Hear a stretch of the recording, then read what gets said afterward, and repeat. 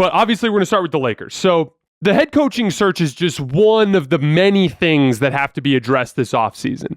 Obviously, the front office and ownership group have to do a much better job of putting quality basketball players on the floor. There needs to be a massive overhaul with the roster. I would even argue that LeBron James and Anthony Davis have to make some changes this offseason, specifically having to do with their approach. I thought that from the start of this season, from preseason, there just was a missing intensity, and I tend to attach that sort of thing, at least partially, to the stars. You could say Frank Vogel was partially responsible for that, and I believe he was to a certain extent. We'll get into that in a minute. But the point is that there's a bunch of issues that the Lakers have to address this offseason. I would argue the coaching search may be the most important, and there are several reasons why.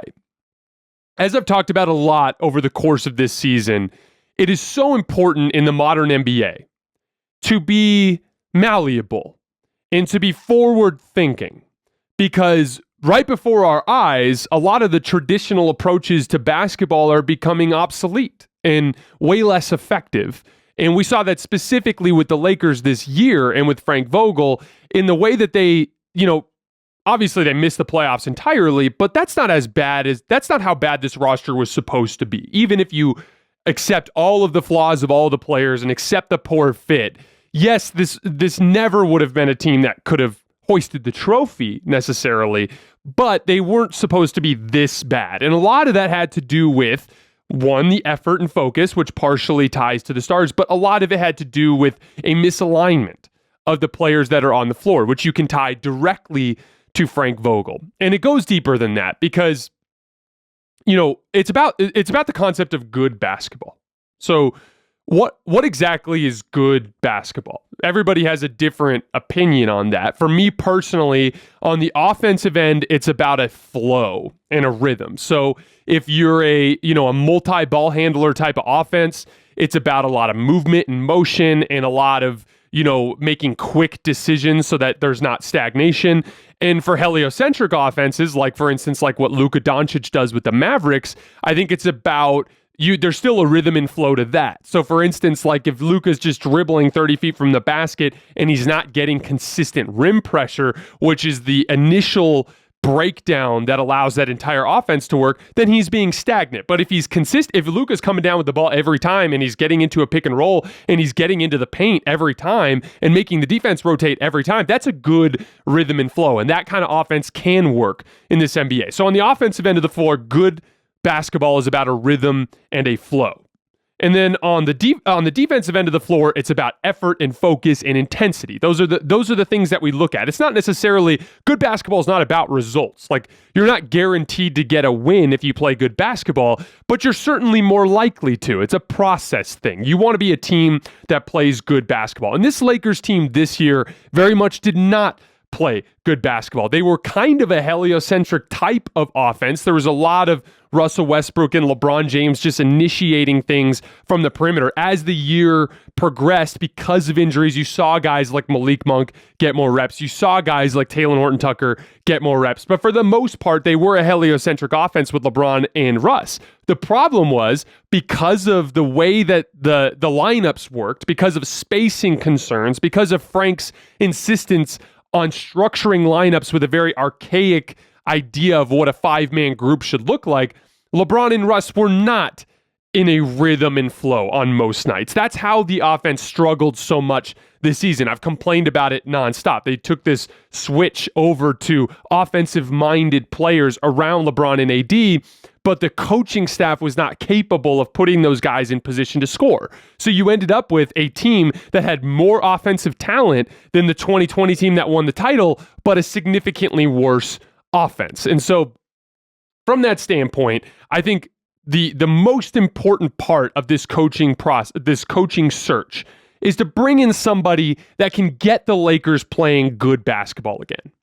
But there's a delicate balance, because you can't just bring in some young offensive genius who's going to come into the door and LeBron and AD are going to roll their eyes at him.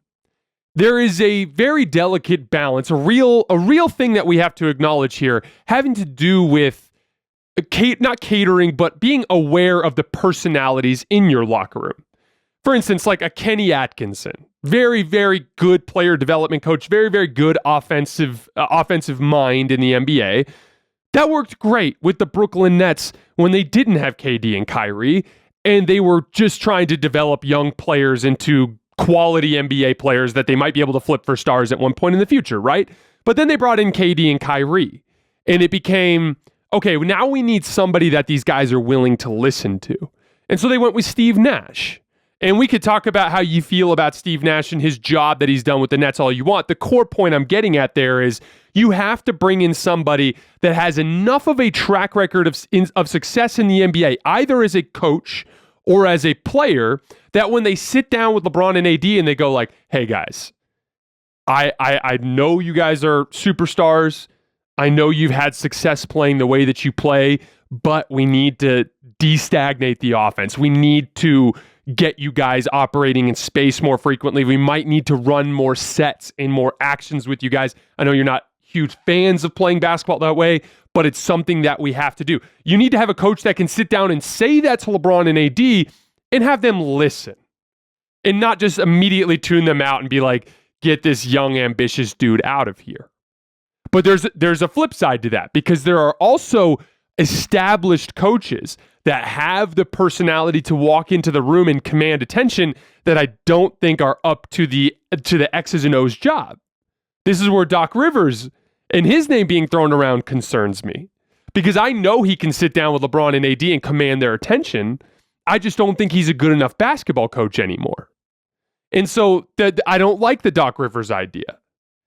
So there's got to be a balance, right? You need to have a coach that has some sort of sophisticated offensive approach, but also has the cachet to capture their attention. And that is difficult to find, because it usually is the young guys that haven't accomplished anything in the league, that are still riding a ton of ambition, that have a crazy work ethic, that are driven to a certain extent because they're young and because they're trying to accomplish something.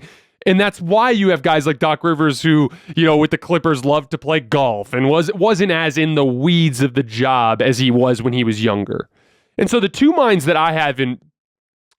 specific coaches that I had in mind that I thought could fill this role were either Mike D'Antoni or Quinn Snyder. Mike D'Antoni is kind of a pioneer in a lot of ways of modern drive and kick basketball and heliocentric basketball with what he did with James Harden in the Rockets. He's really good at making sure that there are basic rules followed within drive and kick basketball. This is something that, so for instance, occupying corners at all times, making it so that reads are easy, basic spacing rules so that players are always in specific spots so that your dribble penetrators can get really used to like a very consistent set of reads that they have to make. This was something that the Lakers struggled with nonstop this season. Sometimes you'd have two players in the dunker spot for some reason because they're just not aware of where to stand. Or Anthony Davis would insist on having the side cleared, but then he'd also try to operate at the elbow. So you'd have the side cleared and you'd have four players jammed into half the floor, where if you're going to clear a side, you need to be closer to the block so that you can have a shooter on the wing with you to give everybody more space. Those are basic spacing principles that the Lakers were really bad at. That has always been Mike D'Antoni's area of expertise. If Mike D'Antoni comes into the Lakers, you can count on him putting guys in the right spots in terms of spacing. You can count on LeBron and AD at least operating in the best possible offensive scenario for them to have success. And then Quinn Snyder, he's got the same type of principles that I'm talking about, but he's better with the sets in the motion. He's going to be able to put guys like LeBron and AD in situations where they're catching the ball with an advantage rather than starting on the perimeter against a set defense. He will find ways to get them easier opportunities throughout the game. I would prefer Quinn Snyder, but there's also no guarantee that you can steal him away from the Jazz. That's why I like Mike D'Antoni. I think there's a much more clear path